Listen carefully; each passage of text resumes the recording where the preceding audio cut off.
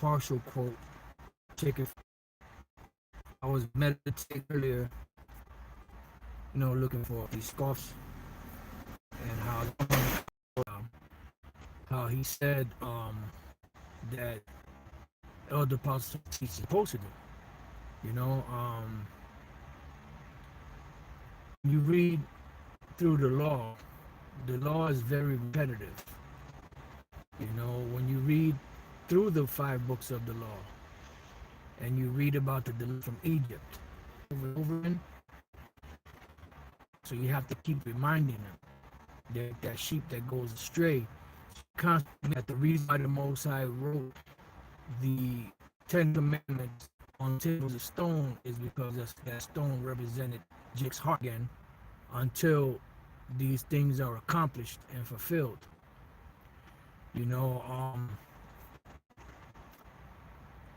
Until they are accomplished and until they all right. So what I'm gonna do is I'm gonna start, but I'll start off with this scripture here. That was another thing that is brought up.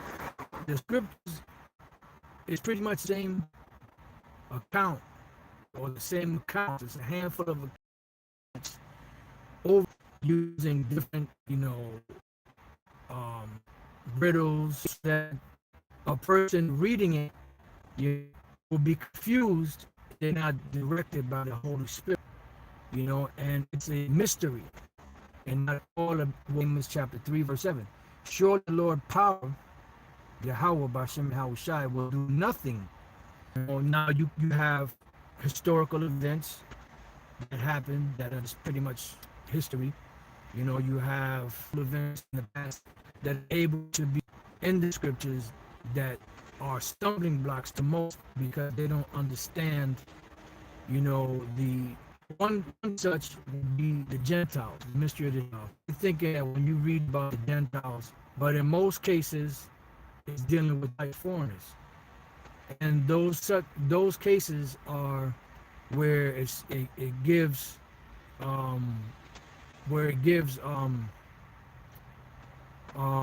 salvation and favor to the Gentiles, which are the Israelite foreigners. In the case of the Gentiles or the heathens being judged, that's going into the other nations. All right. So with that being said, matter of fact, let's continue on. I'm no back to that. Go to 2 Timothy chapter 3 and verse 14. But continue thou in the thing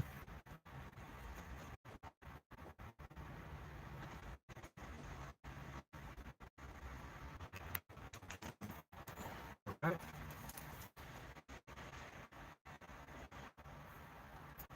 It says, but continue thou in the things which thou hast learnt and hast been assured of, knowing of whom thou hast learned them. So pretty much, what does it mean to continue? It means to make it something that would be habit forming. Something that is continuous. Something that, you won't be able to stop. You have to keep preaching and teaching and speaking these things until they are fulfilled and until they are accomplished. And this is what Yahushua did. Yahushua said he came to do the will of his Father, and he did not stop the will to continue. In the book of 2 Timothy, chapter 3 and 14. Meno, a primary verb to stay, right? Because these things that we're teaching is going to bring what? And eventually it's going to usher in the kingdom of Yahweh Bashem Yahushai / King of Israel.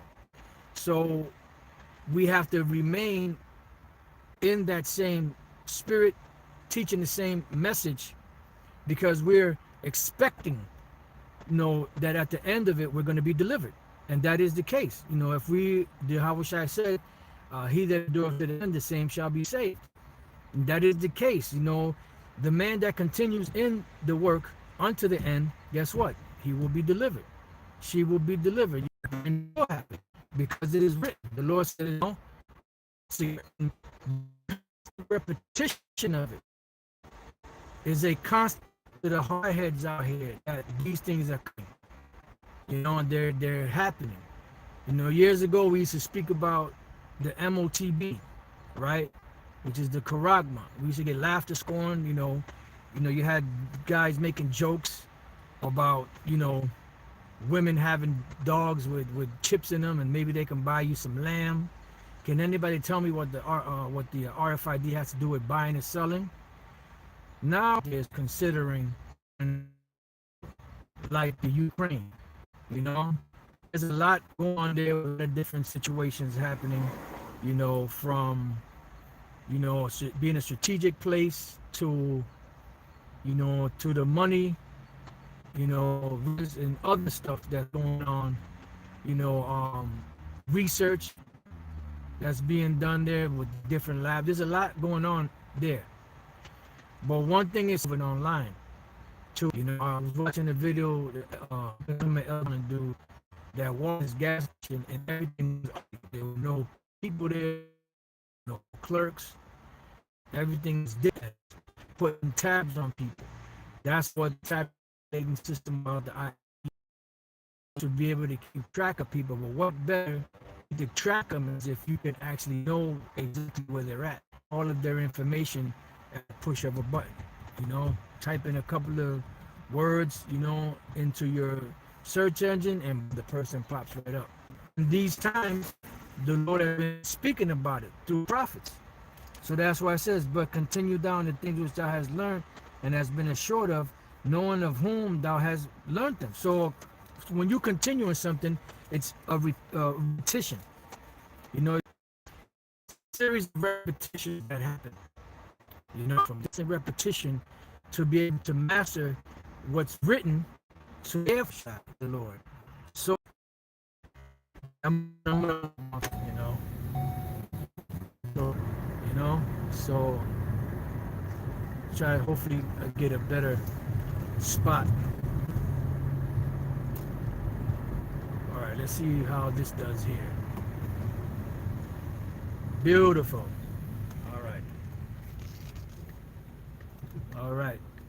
All right, people. All right.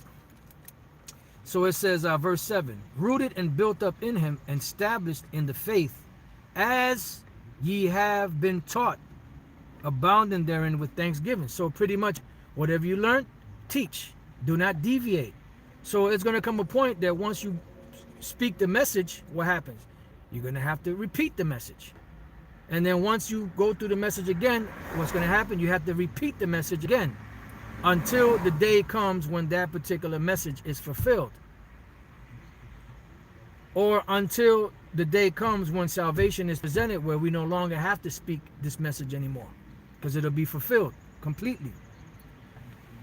It says, rooted and built up in him and established in the faith as you have been taught, abounding therein with thanksgiving. Right. In other words, becoming stronger and stronger in the faith. Now, I want to go to this precept. I want to go to this precept in the book of Isaiah chapter 40. Because I have read this a while back and I made note of it, one particular verse, but I never got back to it, and I just happened to want to write down the title for this so I can have it, so I can, copy and paste to the YouTube, and I ran across the scripture. So, oh, okay, so this is pretty much a good time to bring it out. This is Isaiah the 40th chapter. The point is in the 5th verse, but I'm going to start at 3. It says, now keep this in mind, the voice of him that crieth in the wilderness. Who was that speaking about? John the Baptist, which was Elijah the prophet. Just bear with me a second. Salakia. Take a little sip of this water.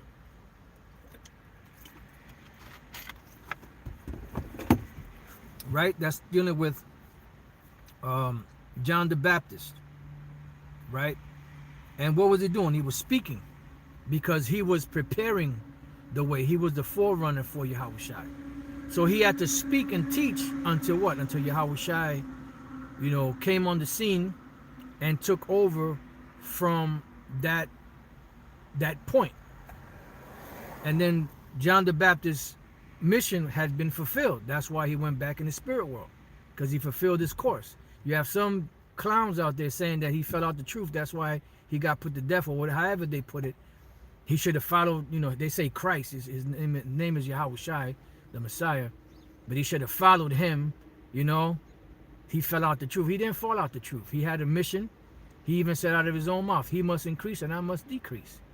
So he spoke the message until what? Until the fulfillment of Yahweh Shai came on the scene, of whom he spoke of and said, this is he of whom I said, the latches of his shoes I'm not worthy to tie in so many words, or unloose in so many words. So he spoke the message, and it was repetitive, constant, until it comes to pass. When the priests would read the law, right? They would read the law from, I think from morning to midday, if I'm not mistaken. They would read the whole entire law. That was a repetition that was done, you know? And when you read through the law, there's a lot of things in there that are repetitive. So the message that we're teaching is a repetitive message. And this is why, as Elder Pastor tells a story from time to time, when he used to go to the classes of High Priest Ariah, he'll be teaching things and breaking things down, and Pastor getting into it, taking his notes, doing what he had to do, learning, and then maybe a week later or 2 weeks later, he's going over the same exact thing he just went over, and he kept repeating it over and over and over again. Why? Because it's the same message being repeated over and over again until you understand it, so you could become a teacher. And until these things are fulfilled, it's going to be the same message over and over again. You might run into different articles. You might run into different information that complement what the scriptures are saying, but the message of the scriptures never changes. It's always the same message over and over again. That's why if you bring out something about martial law, there's a handful of scriptures that go into martial law, and those are the scriptures that we go over and over again. All right, now reading on, it says, prepare you the way of the Lord, make straight in the desert a way for our power, and every mountain and hill shall be made low. Dealing with, the Pharisees and Sadducees were going to be brought down, and the elect were going to be brought up, because the elect were lowly, and the Pharisees, the wicked ones, were in a high, even the ones that were righteous were in a high elevated status. It says, and the crooked shall be made straight, and the rough places plain. Right, because Yahweh Shai came to set the record straight.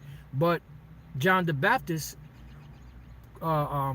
did the ushering in, of the coming of the Lord. But this is the point here, verse 5. And the glory of the Lord shall be revealed, and all flesh shall see it together, for the mouth of the Lord has spoken it. And that is the point. The mouth of the Lord have spoken it. So this is a message that is to be taught and to be repetitive. The same message over and over and over again. Let's go to Amos 3:7. Surely the Lord power will do nothing, but he revealeth his secret unto his servants the prophets. So once the revelation of the secret comes to the servant the prophets, what is the prophet's job? The prophet's job is to teach it. Right? Just bear with me. I'm trying to get this other precept so I don't forget it. This is verse 8. The lion hath roared, who will not fear? The Lord power hath spoken, who can but prophesy? And what does the word prophesy mean? It means to say before, pro before, and phesias to speak before, to speak about a certain event before it happens. And how is that done? By the prophets. The Lord first reveals the secrets to them, then they go out and speak until that thing be accomplished. Okay, let me get this other precept so I don't forget it.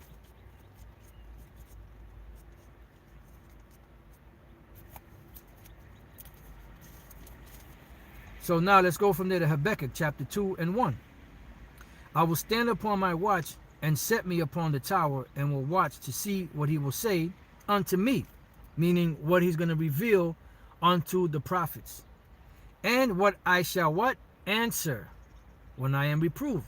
Answer with what? With his mouth. You hear it, you teach it. It's revealed to you, you prophesy.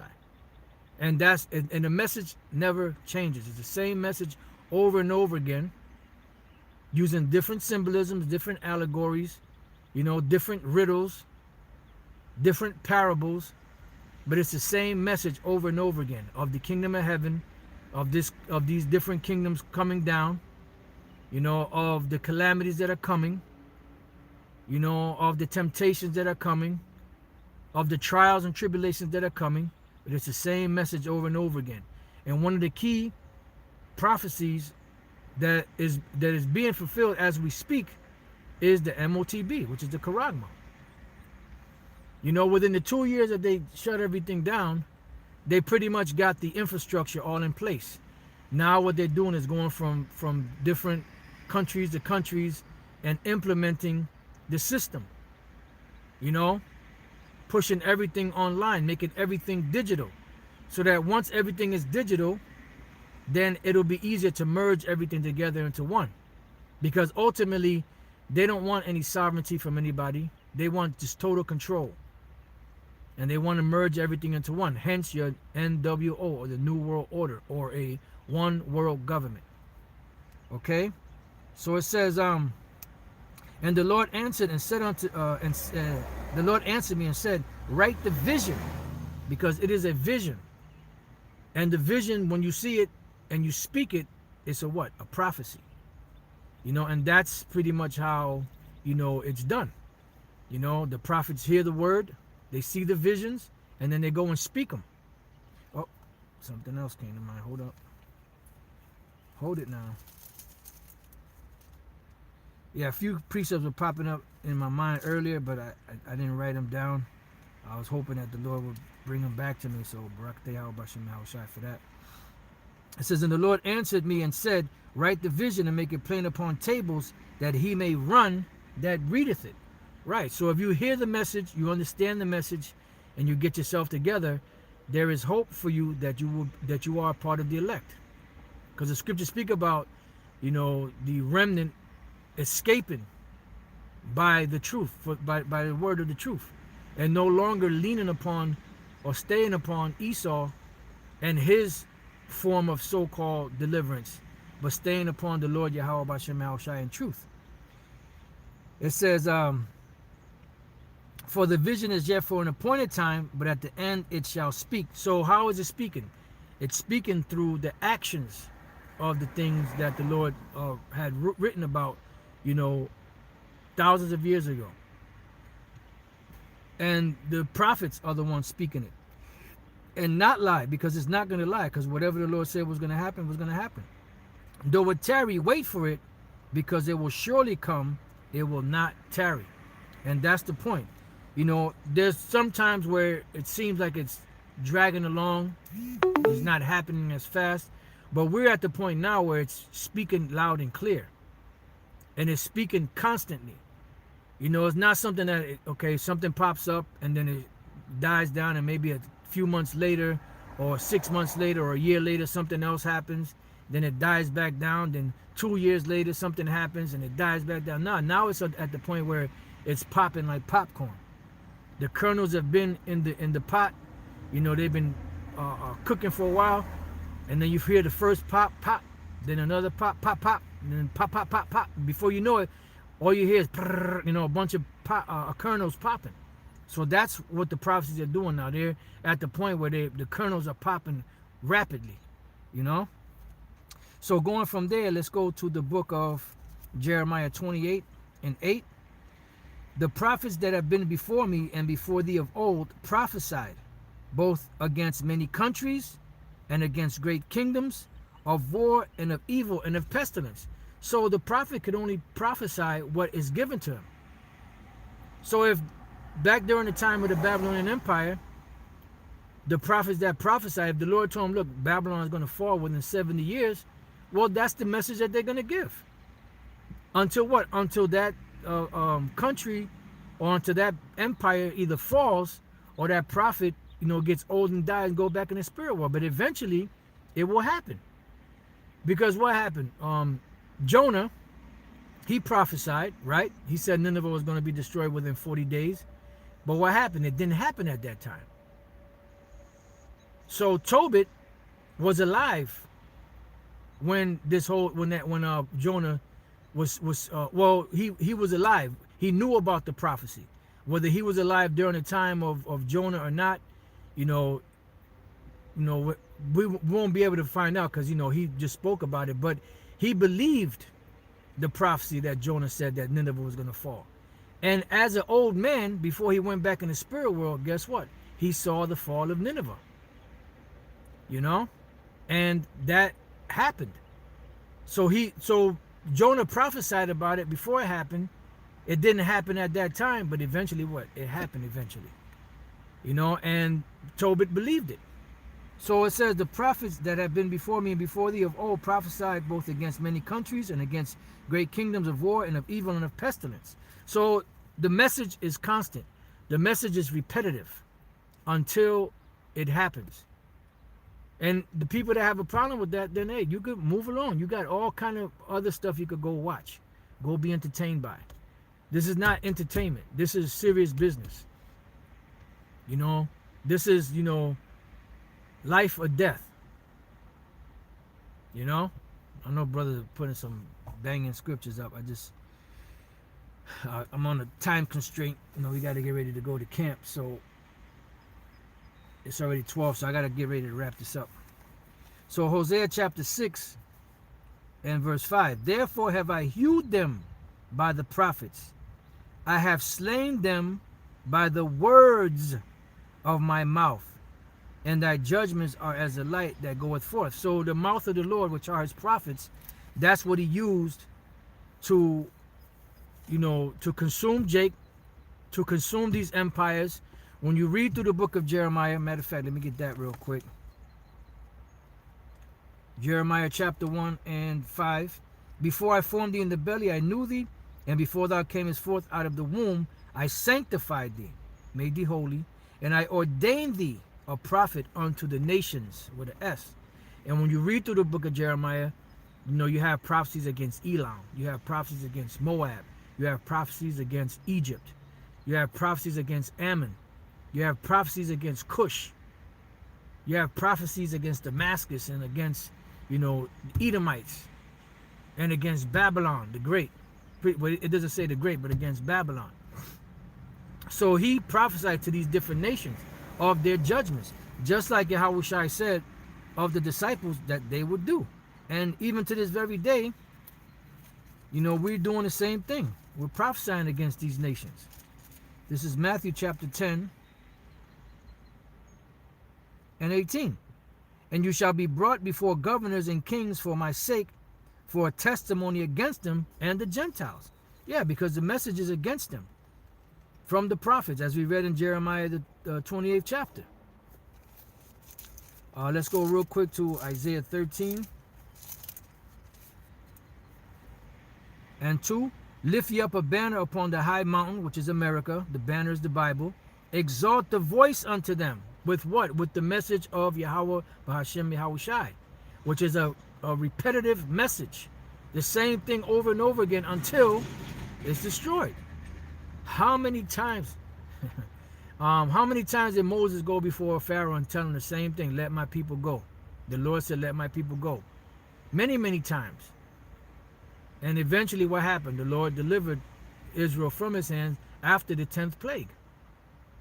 So it's lift ye up a banner upon the high mountain, exalt the voice unto them, shake the hand, meaning tell them off, curse them out, give them the message of the Lord that they will be destroyed, that they may go into the gates of the nobles, because they're setting up an agenda and they want to stop the truth. They don't want in their view of the future is a total sedated population, nothing but zombies, meat puppets, bowing down to the will of the NWO.